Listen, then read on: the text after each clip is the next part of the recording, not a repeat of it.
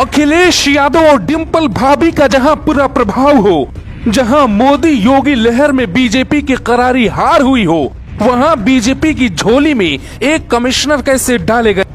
2017 में जिन सीटों पर बीजेपी की हार हुई, उन सीटों पे 2022 में बीजेपी ने एक से बढ़कर एक योद्धा उतारे हैं।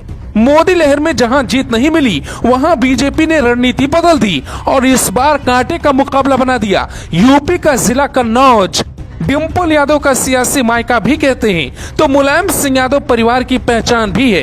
बीजेपी ने कन्नौज की सीट जीतने के लिए एक आईपीएस और तेज तर्रार पुलिस कमिश्नर को मैदान में भेजा है। असीम अरुण का नाम उन चुनिंदा ऑफिसर्स में था जो किसी भी मिशन को पूरा करके ही लौटते थे, लेकिन क्या वो सियासत में योगी का मिशन पूरा कर पाएंगे?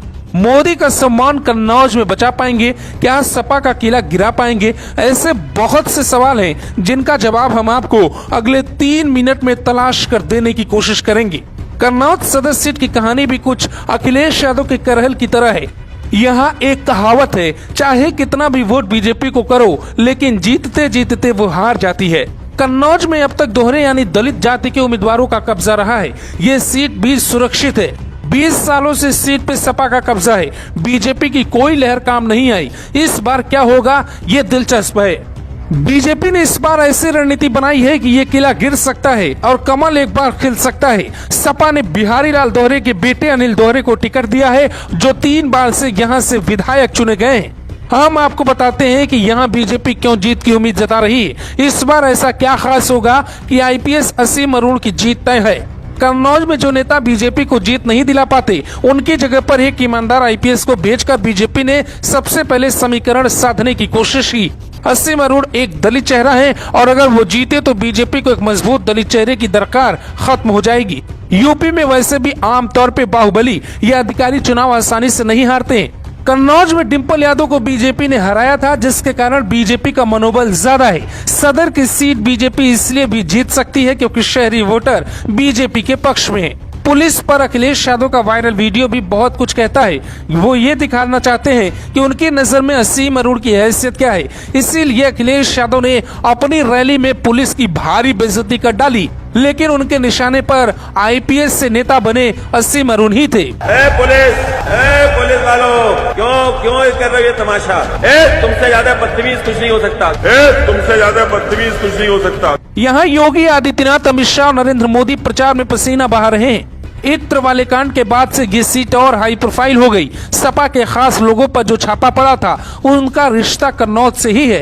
कन्नौज में जाति समीकरण बीजेपी के खिलाफ रहता है, लेकिन इस बार जनता भी ये बात समझ चुकी है कि जिसकी सरकार होगी उसी पार्टी का विधायक चुना जाएगा ताकि विकास हो सके। लेकिन वो कौन सी पार्टी होगी जो सत्ता में आने वाली है और ये कैसे वहाँ के लोग तय कर रहे हैं, आगे समझिए।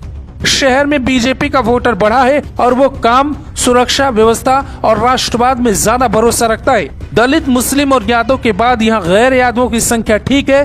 किंग मेकर ब्राह्मण वोटर बनते हैं। अनिल दोहरे सपा से 3 बार से विधायक हैं, तो जनता में विकास न करवाने की नाराजगी भी दिखती है। अनिल दोहरे कहते हैं वो इस बार भी सीट जीतेंगे, लेकिन वहाँ के लोग कहते हैं इस बार आसानी से नहीं जीतेंगे। समीकरण भी ये कहने लगे हैं कि इस बार असीम अरुण के लिए सब कुछ उतना मुश्किल नहीं है जितना बीजेपी के पुराने नेताओं के लिए होता रहा है।